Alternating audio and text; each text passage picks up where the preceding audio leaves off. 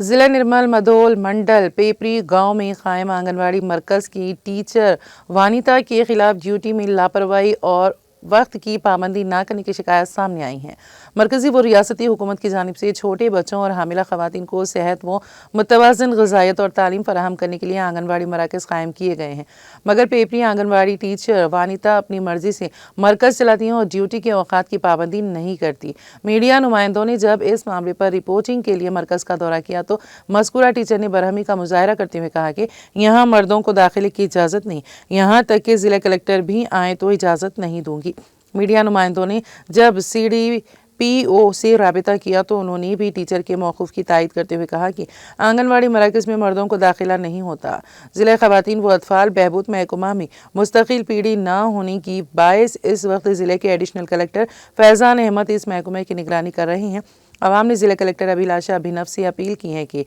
आंगनवाड़ी मराकज़ में नज़्म व ज़ब्त कायम करने के लिए बायोमेट्रिक हाज़िरी निज़ाम और फ़ीस रिकग्निशन अटेंडेंस सिस्टम नाफिज किया जाए ताकि शफाफियत बरकरार रहे और पेपरी गांव की गैर जिम्मेदार टीचर वानिता के खिलाफ कार्रवाई की जाए।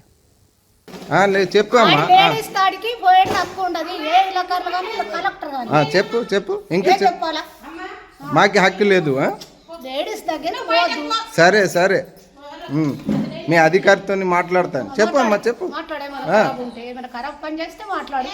ఖరాబ్ లేదు నేనేం మాట్లాడుతున్నా మీరు ఏం మాట్లాడుతున్నా నేను రికార్డ్ చేస్తాను చెప్పు